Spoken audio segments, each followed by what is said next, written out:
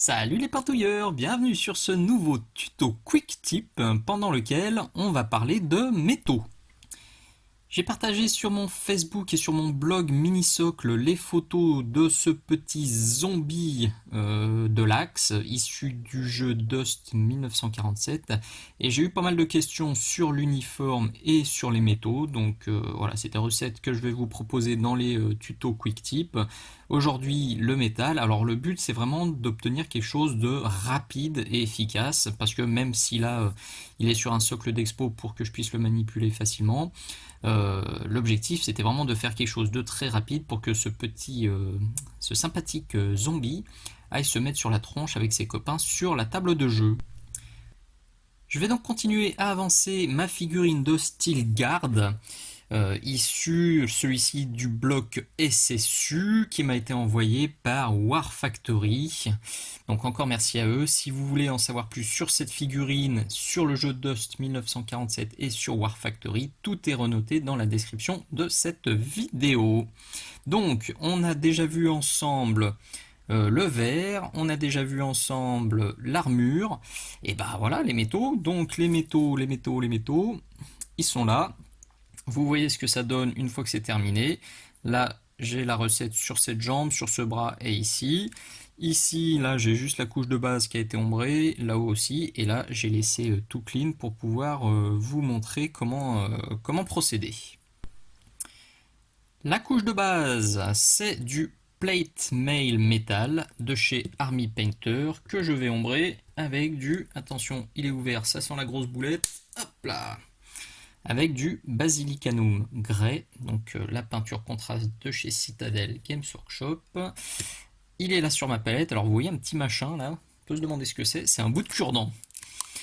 Très important, je le dis aussi souvent, quand je peins des métaux, j'ai des pinceaux et un gobelet pour les métaux, et un autre pour les peintures non métalliques. Donc, pour pas mettre de peinture métallique dans mon pot de contraste, je vais jamais piocher avec mon pinceau directement dedans. Vous voyez, j'en mets un peu sur ma palette avec un cure-dent, pareil. J'utilise même pas un pinceau, comme ça au moins je suis 100% safe. Il n'y aura jamais de paillettes métalliques, pardon, dans mon pot de contraste, parce que je déteste quand j'ai des petites paillettes qui se baladent à droite à gauche. Donc là j'en ai sur ma palette, on a notre guibole qui est là, ça va vraiment pas être compliqué, là ça va être du tartillonnage. Là on y va copieux, en le tirant quand même, en le poussant comme ça dans les creux. Dans les zones qui sont cachées, je me suis vraiment pas pris la tête. Vous voyez par exemple là-bas en dessous, enfin tout ce qui est caché, c'est la figurine de jeu, je m'embête pas, j'ai mis 2 passages de Basilicanum Grey. Sur les zones qui sont un peu plus visibles, donc là tout le plat de la jambe, je vais quand même m'appliquer et prendre un peu de noir, celui-ci en l'occurrence. Alors il est hors champ sur ma palette, je vais le mettre un petit peu, hop là.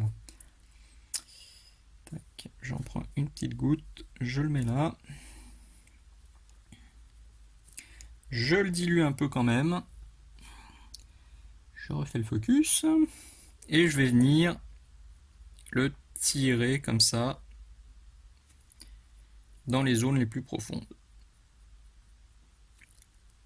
Ça reste du très rapide, mais ça permet d'accentuer le contraste.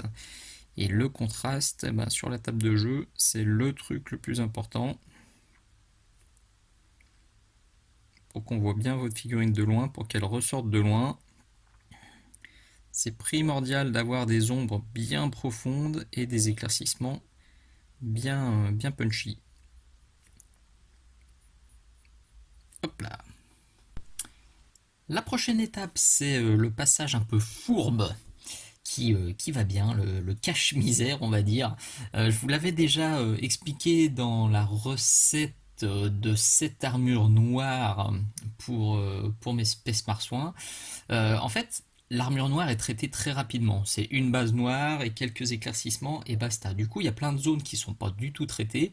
Et pour cacher ces zones et pour donner l'illusion que tout est bien traité, bien travaillé, je passais des glacis de Rhinox Hide.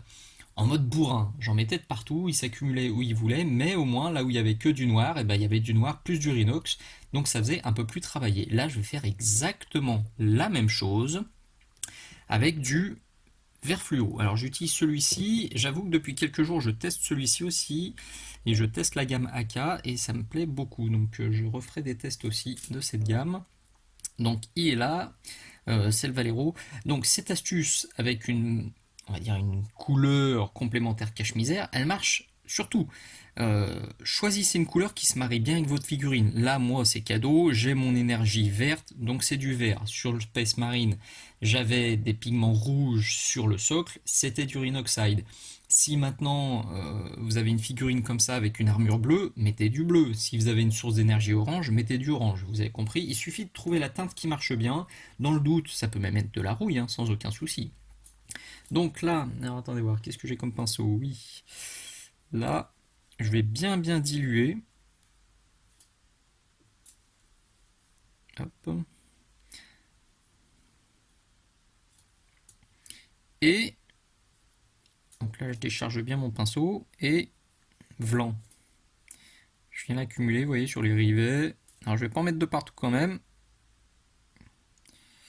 Là, là, un petit peu là, un petit peu plus sur les pieds. Voilà, je laisse le truc s'accumuler là où il veut. Je refais un passage ou deux si nécessaire, et puis voilà. Voilà, une fois que l'étape de cache misering est terminée, on va pouvoir éclaircir. Alors juste une petite précision, je chope le pinceau qui va bien, il est où? Il est là. Donc vous le voyez ici, là, j'ai bien renforcé l'effet, parce que je voulais que ce soit plus prononcé, ici aussi, là, dans les bras, des trucs comme ça.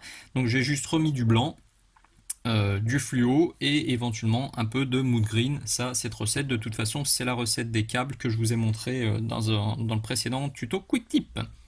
Donc, pour la dernière étape, je le dis à chaque fois, je termine toujours mes métaux métalliques, donc mes TMP, avec des peintures pour aérographe, car elles sont super chargées en pigments et avec des pigments très fins. Donc là, pour le coup, c'est le 0,63 que j'utilise. Comme d'hab, hein, vous retrouvez toutes les peintures que j'ai utilisées dans la description de la vidéo. Donc là, je vais même pas diluer.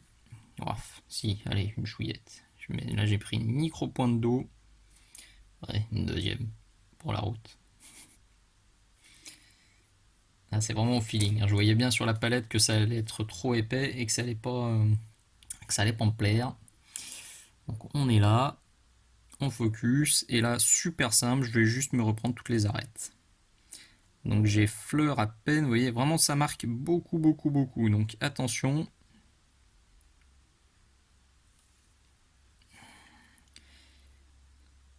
Hop, je viens frotter comme ça.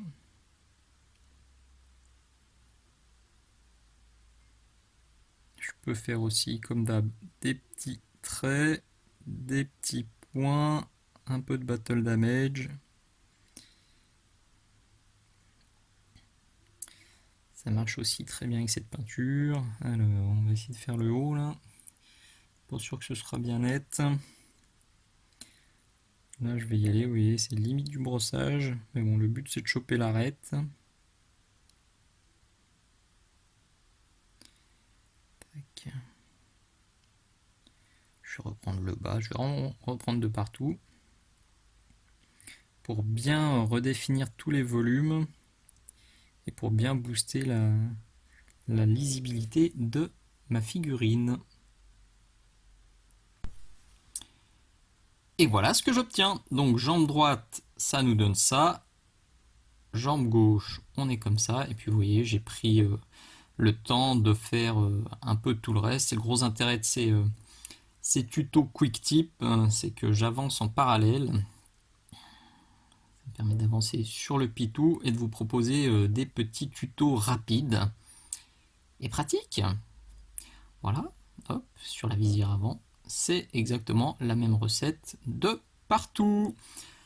J'espère vraiment que cette nouvelle vidéo et que ce tuto vous plairont. Si c'est le cas, comme d'hab, n'hésitez surtout pas à claquer le petit pouce vers le haut, le petit partage, le petit commentaire, les poutous, les bisous, tout ça, ça fait très très plaisir. Et si ma chaîne vous plaît, il y a plein de façons de me filer un petit coup de pouce qui sont présentées dans la description de la vidéo.